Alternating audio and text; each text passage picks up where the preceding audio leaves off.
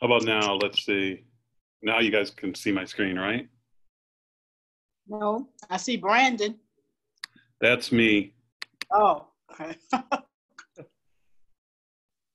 Because I'm signed in under Brandon. There you So go. now you guys can now we can see it. Okay, cool. Sorry for the delay. It's okay. The one computer just won't do Zoom, I guess. Maybe it's not fast enough. So the first thing that I would recommend to everybody as far as COVID is to set up a COVID file in your zip forms. So that way you have the main forms that you're going to need for transactions. And where you find your forms is you go to forms, and we now have under all, Okay. we have COVID-19. Okay. So everything relative to COVID is in this section under COVID-19. Wait a minute, am I taping? That's all right. Okay. Start video. Oh, let's see if the video will work. It won't work. Okay, so we have our COVID file, and then we have the various files, the zip form files. So we'll run through those first. The first one that you're going to deal with, most of us, is going to be the PED. The PED form is the property entry, and this one is -seller. So this would be if you have a listing, you would fill out this form. Okay. And the one thing to remember about the seller form is everyone that lives in the house has to sign this. So if you've got, I would say adults, any adults in the house should sign this. So if you've got different folks living in a house, they would be occupants. Your sellers would be the sellers. And then if you've got roommates or somebody else, you would put that as occupant. And you have them sign this when you get your listing, basically. And what the purpose of this form is so that we can have people acknowledge that they haven't been around COVID for the last 14 days, that they haven't been exposed to it, that they're aware of, and that we as a company have rules and regulations for agents, for entrance, for people to come and go to the property. That's the best practices, which we'll get to at the back end of this. But so basically this form is pretty much plug and play. You put in your address, and then you fill in the various folks that live there. Now, if it's a duplex, Mike, I'm getting ready to list a duplex, so. So I would do one for, in their occupied? Yes. So I would do, oh, that's a good question. So you're going to do one for the seller. Then there's, let's go over here. Okay. We're going to Then the seller don't live in the property. Okay. So see right here, it's Corona lease rental property. Okay, yes. Let's open that one up. Okay.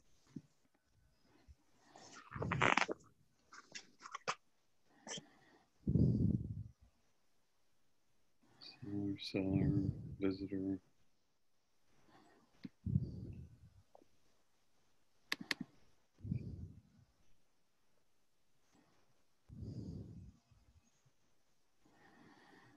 So this is owner and occupant advisory for, so this would be for a rental property.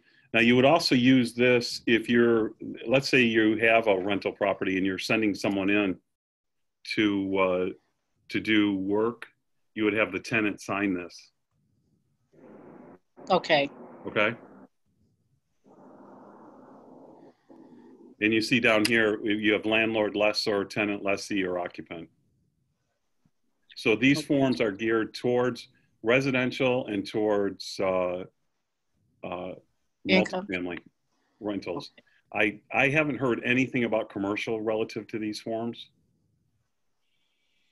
The next PED form is for visitors, for buyers. So that's the PED-V. And that, this has to be filled out for every person going into the property. So if it's a home inspector, if it's an appraiser, if it is a termite person, anybody going into the property, you're going to fill out this form for. And again, it's very much the same. You're going to either check buyer, tenant, broker, or entrant. So broker, you're going to put your name, not mine, Okay. not me. And down here where it says broker agent for the buyer, you guys can actually initial that instead of me. You can go ahead and initial it. Same thing if you're on the listing side. I've been doing a lot of showings the last 3 weeks. I will say that all the other agents, these are required to get your appointments for the most part. And it's guidelines from CAR. So everybody should be using this form, no matter what agency they're with. Everyone should be using this form. Get them filled out before you even want to set the appointment. They have to be signed electronically. They're not supposed to be signed in person.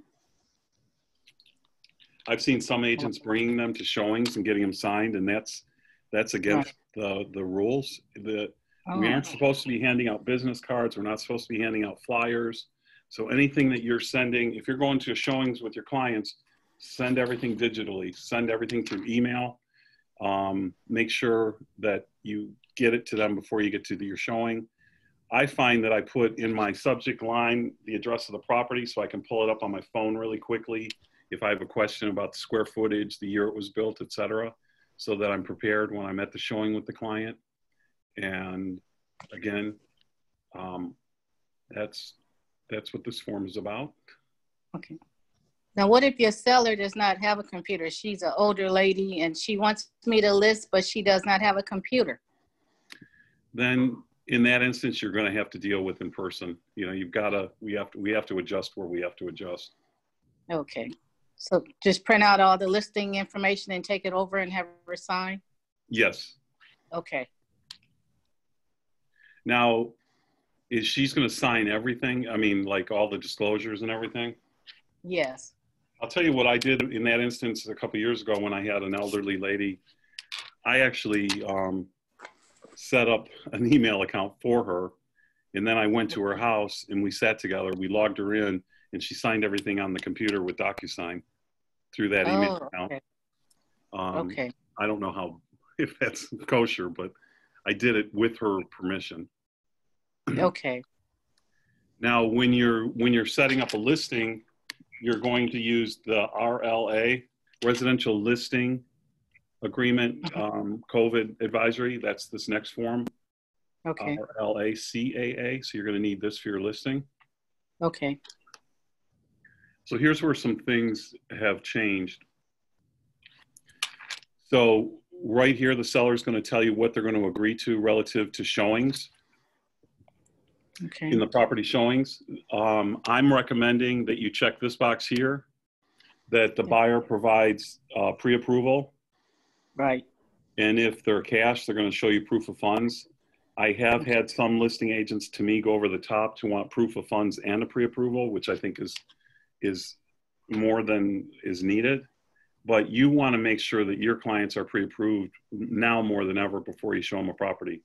So the first thing that you want to do is make sure that they've seen the virtual property, the virtual tour. And keep in mind, a lot of the clients are looking on Trulia and Redfin and Zillow, and they might not always catch the virtual tour. So what I'm finding is I have to send them the property from the MLS sometimes for them to see the virtual tour. And I just realized that in the last 10 days that they're not necessarily seeing it. So I want to make sure that they see the virtual tour first. Then I want them to sign the PED, and I want to make sure that they're pre-approved with the lender. And for those of your clients that don't want to get pre-approved, you've just got to start educating them that this is how showings are going down these days. And you can tell them that when they talk to their lender does not have to do a hard pull on their credit. The lender can do a soft pull on their credit so it won't hit their credit score. But they need to make sure that they make their lender aware of that. That's what they want. Okay. Again, on the listing agreement, this is another box you can check that the buyers are going to represent that they've seen the property online. And then all of these items here, you're working with your seller to get them to agree for you that you can do this. And that would be installing your signs, preparing staging, doing your Avid, doing a virtual tour. And then you're going to talk about what happens after you get into escrow. And that's where you're going to talk about the appraiser coming in, any other walkthroughs, the inspection, etc. So that now more than ever, if you've got a property that's occupied, so with your tenant occupied property, you want to make sure that the tenants understand what's going to be going on. The preference is in occupied properties to not have the people home when you do the showings. Right. Ask them to step out. We're going to get more into the showings in another screen. So I haven't run into this yet, but the way this form has been designed is under clause 5B, 2, and 5C. The onus of cleaning and sanitizing is put on you as the listing agent and me as the broker. We are responsible for that work. You can ask your seller to pay for it and to supply supplies like face covering, sanitizing, etc. And then you would check this box if the seller is going to be willing to do that. Down here under cleaning and sanitizing costs, there's a space where you could check a box and also get the client to approve paying for cleaning and sanitizing. I haven't run into this yet. The listings that I've been in and out of, I've seen the listing agents taking care of it.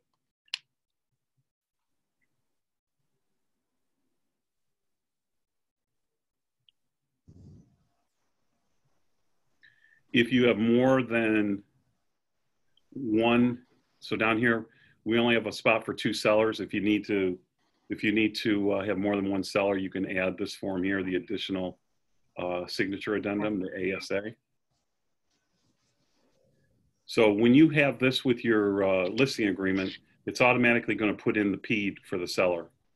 So the form that we had covered earlier, it is putting that in.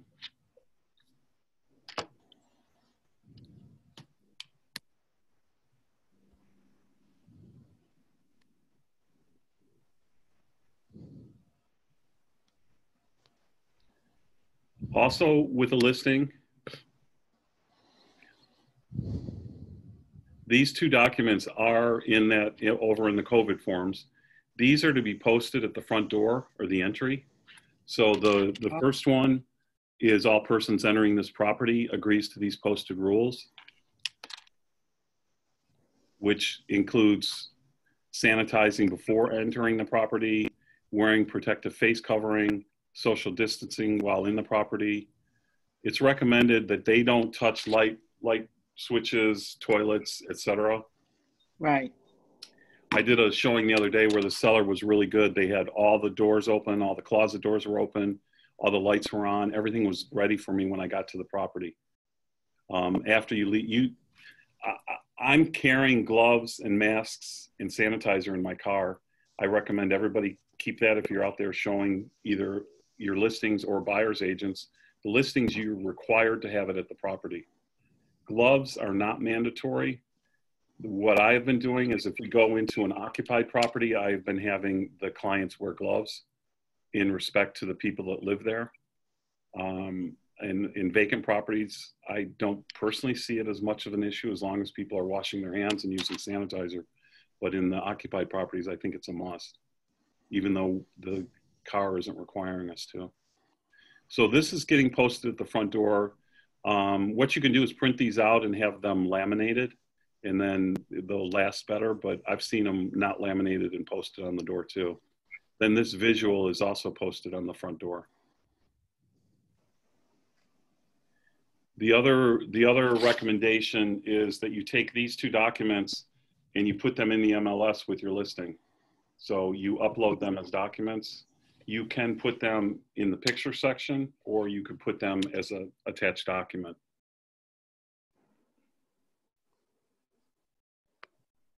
Okay, so these 2 documents. Okay, well, first.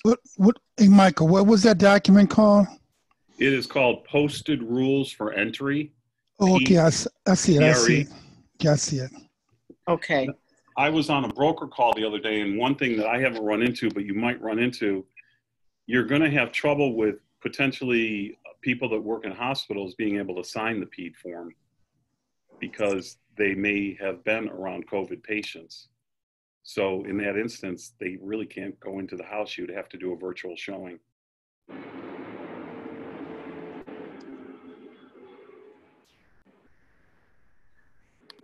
This real estate best practices guidelines is what every office is adapting. I sent this out last week, but now it's been updated again. So I will send it out again to everybody. But this is called the BPPP. It was updated again on June 2nd. And this is basically saying that we have a plan. We are following these guidelines, these rules when we are showing properties. So again, it talks about having your posting at the front door, talks about signing the PED form, and following best practices. I think this is all going to become just normal for us for a while. It says for sellers. So that's for our sellers to sign? So this form isn't signed. This is our office's best practices plan. So these are just things to review. This is going to be a document that your seller will get in one of the forms. Okay.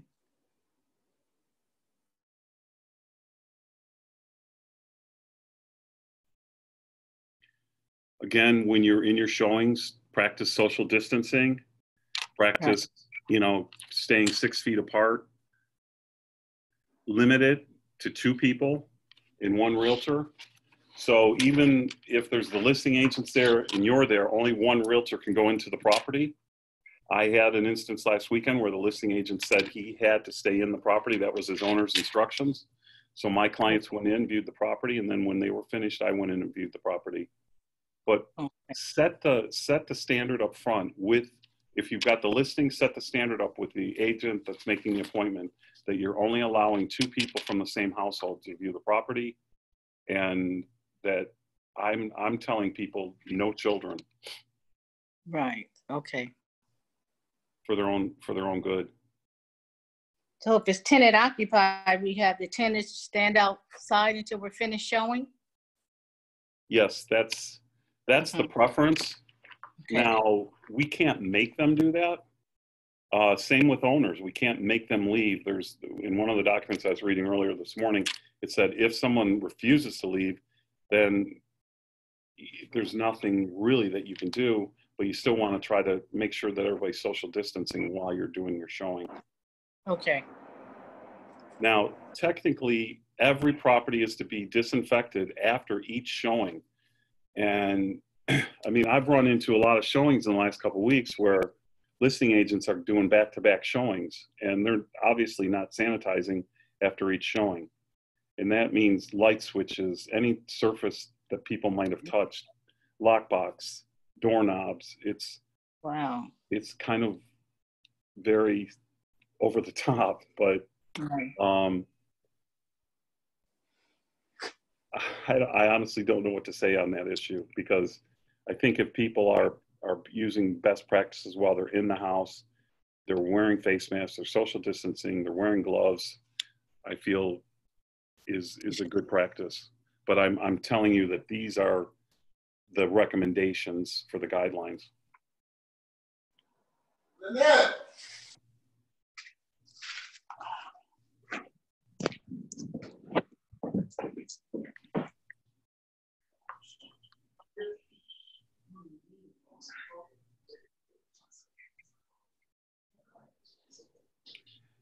When you're writing your offers, I want this to be written for every offer. This is the coronavirus addendum. I have not had any listing agents refuse to do this over the last month. When we first started in this 3 months ago, we had some pushback on listing agents, but now I'm not getting any pushback when I'm writing offers. And what this form does is it gives your buyer some protection. It gives the seller protection. I'm basically using section number 4, and I'm working with the extension of time addendum for the buyer to remove contingencies. The form says 30 days. You can leave it at 30. I don't know if that is going to be reasonable in every situation. For the most part, I've been putting 10 to 15 days for loan and appraisal so that we give the extra time if we need it. You could do it for investigation too, but most of your sellers want to know if that investigation is going to get done in a timely basis quicker. You can always ask for an extension later. So I'm doing loan and appraisal because if the lender gets backed up because of COVID, I want to make sure we have the time. And then I'm also doing an extension of time on to close escrow. And again, I've been shortening that to like 10 to 15 days. You can use what you think is best in your situation, but this form should be put with any offer that you're writing. Again, you have to note it in the purchase agreement under the section of the purchase agreement where there's where they have all the extra other forms. You go to other, you put car form, you list car form CVA.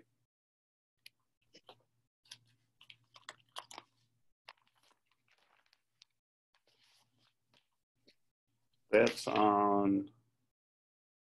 So you said you're putting in an extra 10 days? I'm doing 10 to 15 typically. Okay. With my buyers.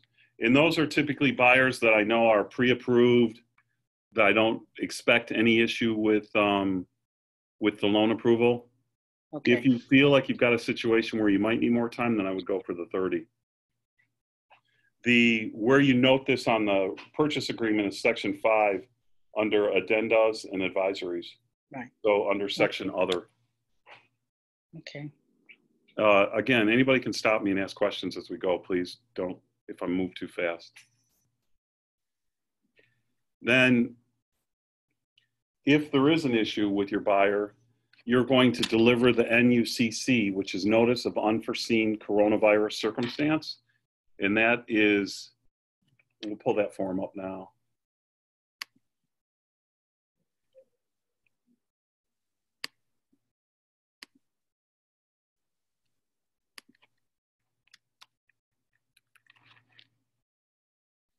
And you see we have one for a sale and one for a lease rental. So they've adapted these forms going back to rentals too.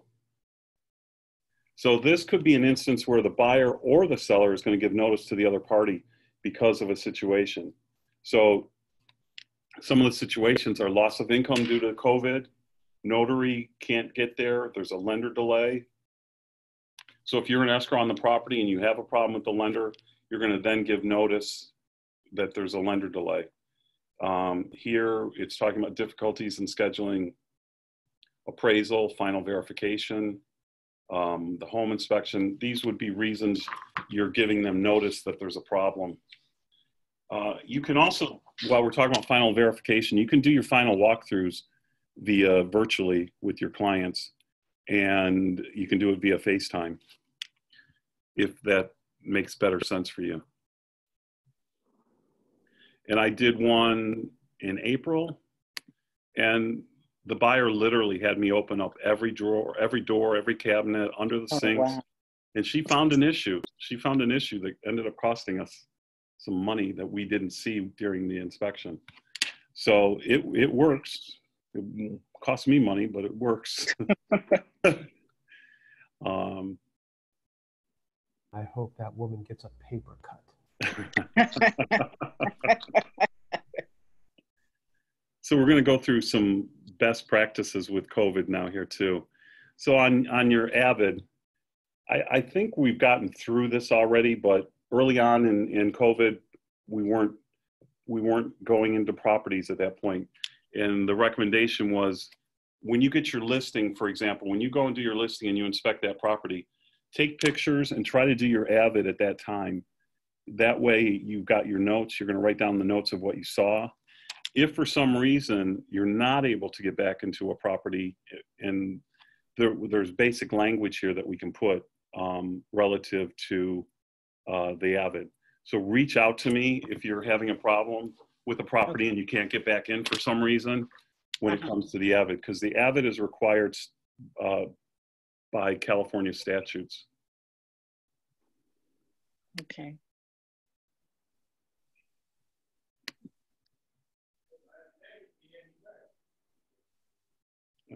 do.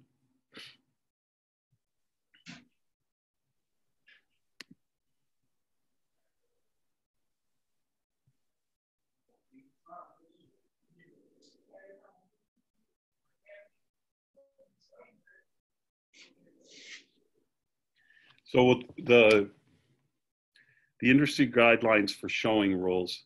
So basically, our brokerage has already adopted the BPP, the best practices guidelines and prevention plan. We are not to hold open houses. You can, for example, say, I'm going to be doing showings between 3 and 5 on Saturday, and they're going to be by appointment. And I would schedule them no quicker than 15 minutes, so 4 an hour, which technically would give you time to sanitize in between. But Okay. it will also help you to get people grouped in for the showings. Again, the PED form should be signed digitally or electronically. It shouldn't be signed at the property, and you shouldn't have any paperwork at the property, such as flyers, PED forms, etc. Those should all be done online. Your posted rules have to be at the entry that we talked about. Your property must be equipped with hand sanitizer, sanitizing wipes, and face masks.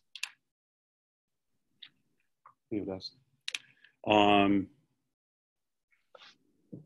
where it's talking about commonly used surfaces such as doorknobs, cabinet handles, key lock boxes, sinks, light switches, etc., to wipe them down. The other thing that's recommended is when you go into the open house or into the showing is to try to get some fresh air into the house, have some windows open if possible, patio doors, etc., so that there's airflow. Right.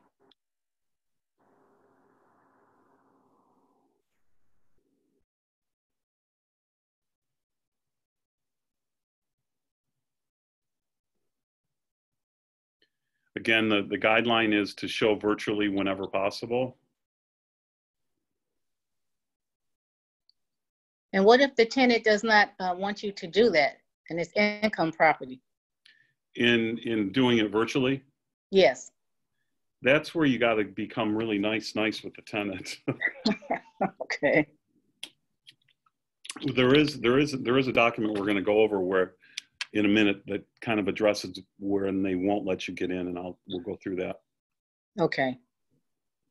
But by getting the tenants knowledgeable up front, by discussing the PED with them and letting them know that don't do any showings without 24-hour notice, especially with tenants. And when tenants are working at home right now, it could be difficult for them. Like I just got a new listing and he told me I could only show it at lunchtime or on the weekend because he is so busy at home working. So set the standard up front of when you're going to show. And maybe the tenants are going to say to you, I prefer weekend showings, or you can do Wednesday and Saturday, or make a plan with them. Okay. That way it's less easy for them to say no because you're engaging them and bringing them into the party. Right. And you, especially with tenants, want to make sure you are sanitizing and doing the right thing because that shows that you're protecting them.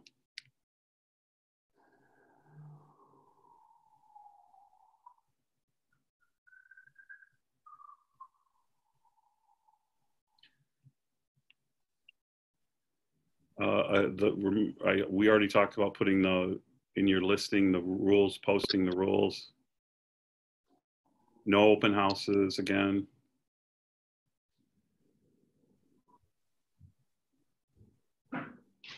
Some agents have been out there putting up open house signs and then in small print they put virtual. So there is a way to do virtual open houses through the MLS. I have not gotten involved in that yet, but I would look into that if you want to do it that way.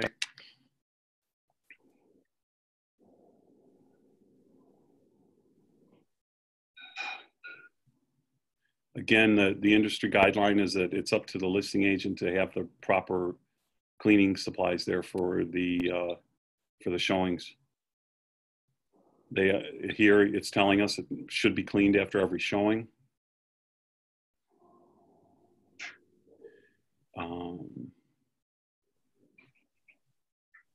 You can make the seller responsible for cleaning in your listing agreement again, and you could also make them authorize you to hire a cleaning service.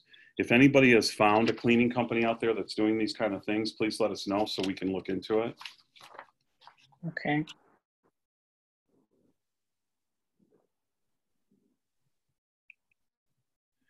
So can a property be shown if occupants are still at the property? Yes. When possible, show the houses when the occupants are not present. Sellers and tenants, in accordance with their legal rights, are to be advised that they should not be present within a dwelling at the same time as other individuals. However, sellers and other occupants cannot be forced to vacate the property during a showing. If the current occupants are present and or participate in the showing in accordance with their legal rights, they should adhere to the same standards regarding physical distancing, cleaning, disinfecting, masks, etc.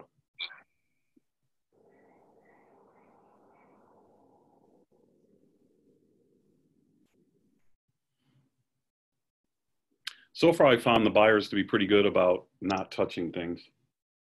They let me open doors, etc.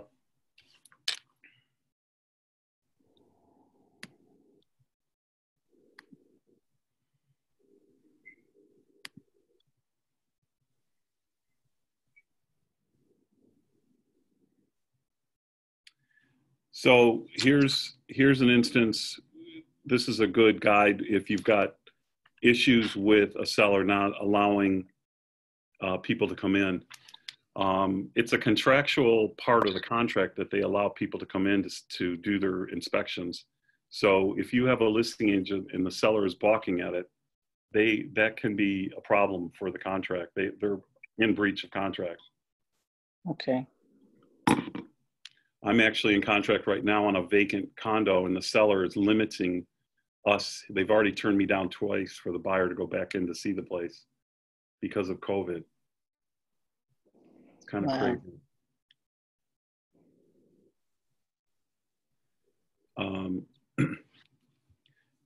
This is an important point. Only have an attorney draft language modifying any clauses on your purchase agreement.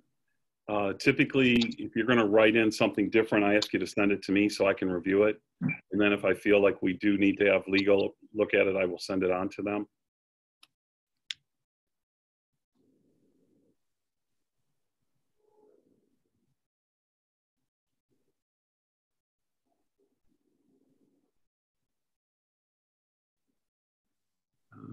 Seller written consent.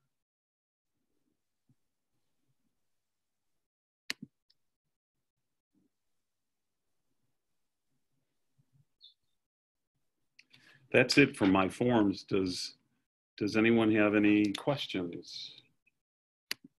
No, I think that's it. So once I have all my documents signed and I get them signed by my seller, then I get them over to you, right, Mike?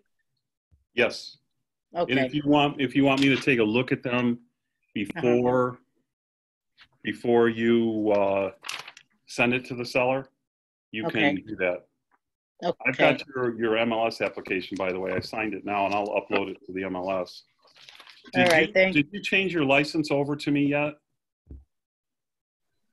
I did that. Yeah, on the application, you mean? No. Have you gone on to the DRE and moved your license? No. I don't think you have. So you need to do that. If you go to e-licensing, go to car and go to e-licensing. You're going to need to set up a login with your name and email and all that. And then it's going to ask you what you want to do. There will be a list of things. And you want to get a new broker or your. So the MLS won't let you join in until you do that. So if you do that today, I'll get an email from the DRE and I'll approve it right away, and it's automatic. Okay. So you said go right into car? No, go into the Department of Real Estate. Got you. Here, I'll show you right here while we're here.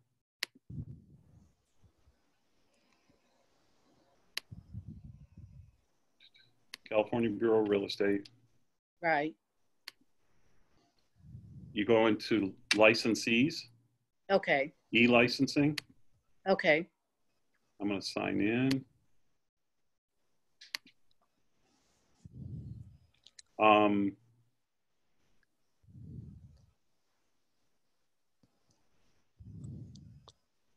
so mine is different because I'm a broker. Okay. So one of these boxes here, you're going to check, and it's probably going to say, change your broker, you know, and Okay. then you're going to click on that, and then you're going to put in, write this number down. Okay. Here, 1 second. Okay.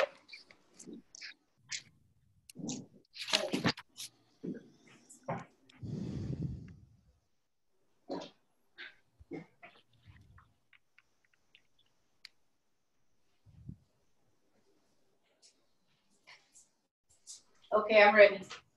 0203 0203 5381.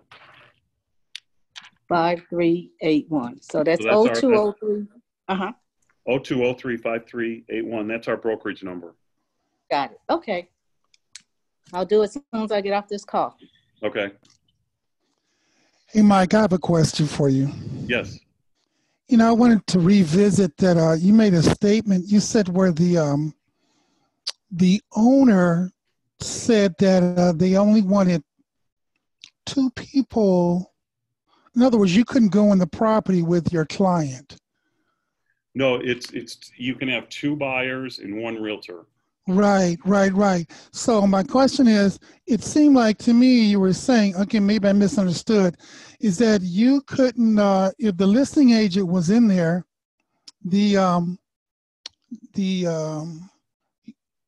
stayed in the premises, but you had to stay outside while your clients went in. You understood me correctly. So most, like 99% of the showings that I've gone to, the listing agent will stand outside and let us go in the property. Exactly.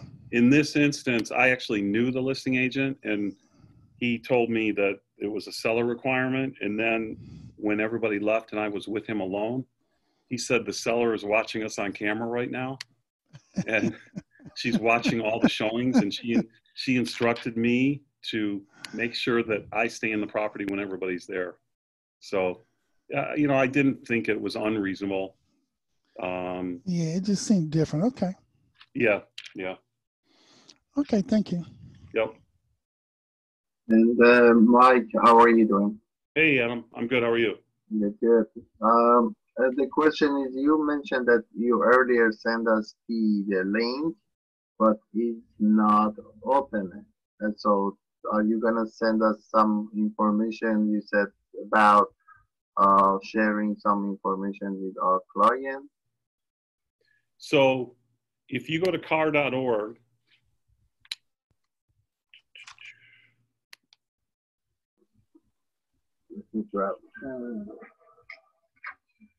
let me sign in here.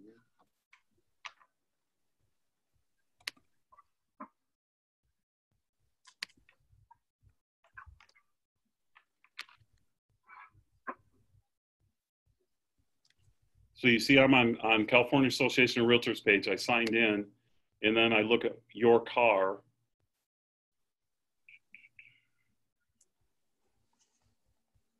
No, that's not it. I went up to my name and I'm going to account settings. Let's see if it's in there.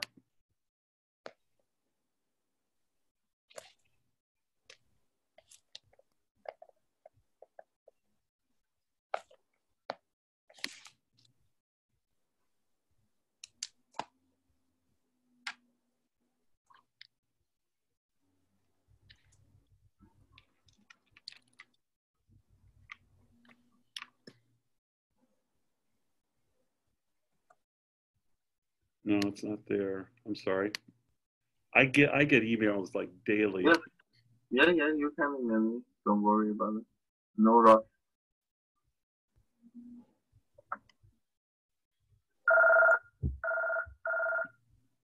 Adam, I'll see what I can find out about that. I'm going to call them because those links didn't work, and they do send them out weekly, and there's some really good data in there as far as what's going on in the market. The one from today was saying that they do expect a slight dip, but like single digit minimally or maximally.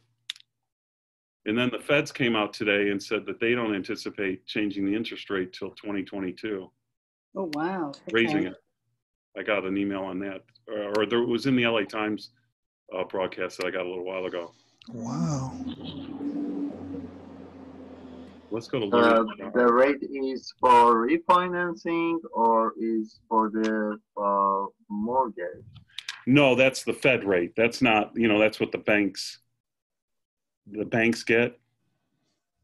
Keep in mind, mortgages are tied differently, but it still is quite a thing to say that they're not going to they're not anticipating making a change till 2022.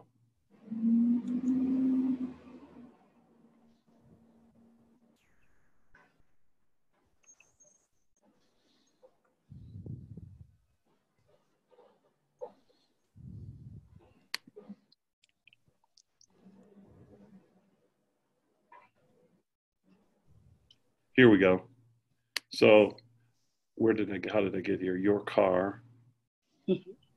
Jesus.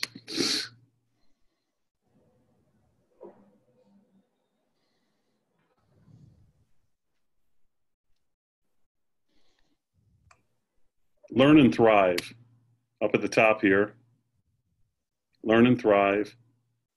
And no.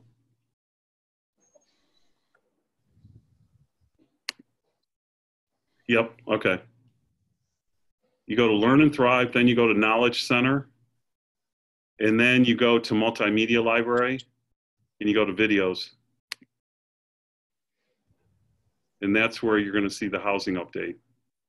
So the housing update, this is for June 3rd. There's a newer one, I think.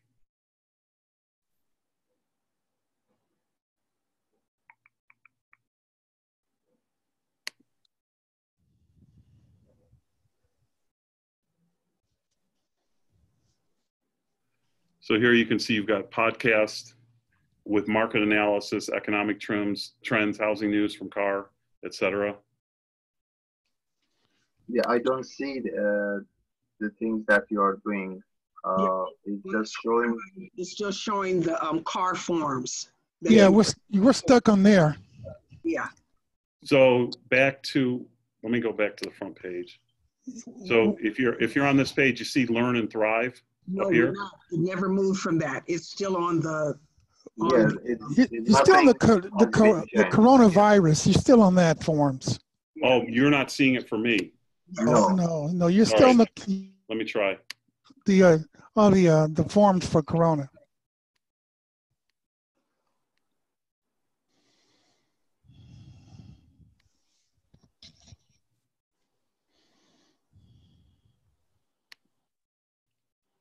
Okay. Okay, that's I'm trying to get back to.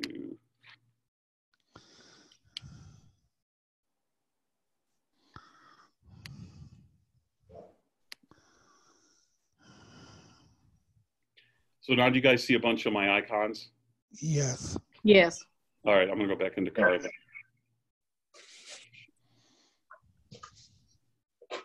So here it says Learn and Thrive at the top. Gotcha.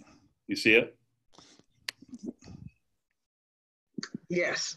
Education. No. So then you come down here and you go to Knowledge Center to the right. Okay.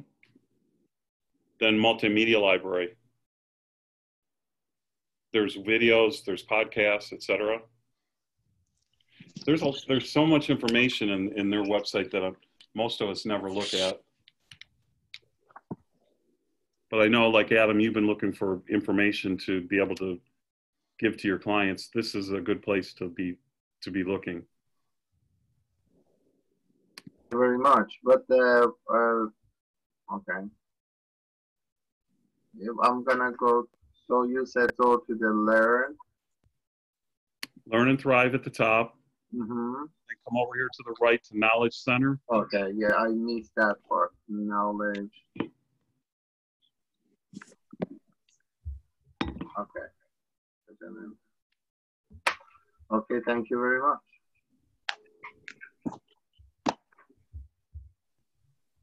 Okay, any other questions? Yes, I'm on that website. Now, what would you tell me to click on to? The videos? No, for moving the license? Oh, okay. So you're on the Department of Real Estate. Yes, Okay, I'm gonna go to the DRE home. okay. You see right here, licensees, and then e-licensing. Yeah, I'm on that page, yes. And do you have a login already? I Probably set it not. up, yes. Huh? I set it up, yes. Oh, okay. So now you're in there, like I'm going into mine. Okay. And what license options does it give you? It's telling me it's asking me, executive order, license advisories, updating your license, broker, associate change, DBA, That's it. That's it. Updating your license. updating the license. Okay. I thought I did that in the beginning. Well, maybe Sorry you- to interrupt you, Michael. So do we need to stay online or are we done for today? We're good, Adam. Okay, thank you very much and see you soon. All right, I'll talk to you later. Thanks. Bye, everyone. Bye-bye. Okay. The salesperson change, Mike? Yeah, well, let me double check your license. Do you have your license number handy? I think it's 011782221.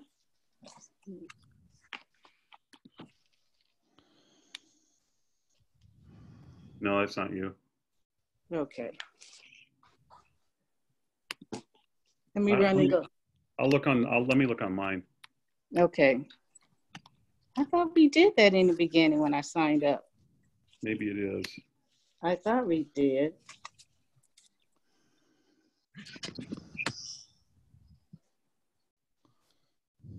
No. No? No. Okay. So I'm going under broker, associate, Not broker associate. What's the other option? salesperson change. Salesperson's change. Try that. Okay. What's it asking you now? License, license identification number, salesperson information, broker. Okay. I thought we did this. Okay. So I need to fill this out with them. And they'll send me an email. Okay, got it. So why don't you send me an email once you've done it so I know that it's done. Okay. All right? All right. Okay. Thank you. Thanks, All everybody. right. Thank you. Bye-bye.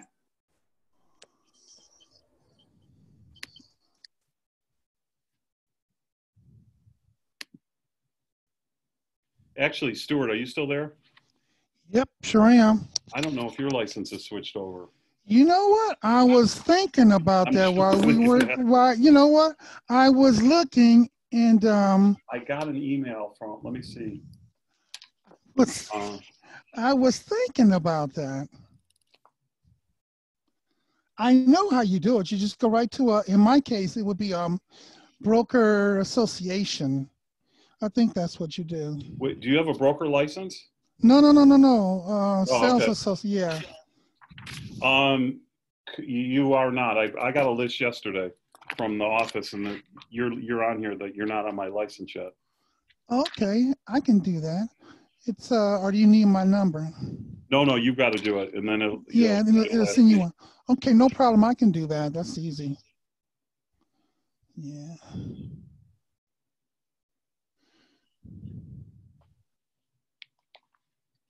All right, so we're good. Okay, we're good. And I'll take care of that right now. All right, thanks, Stuart. Okay. Talk to you later. Thank you. Have a good one. Yep.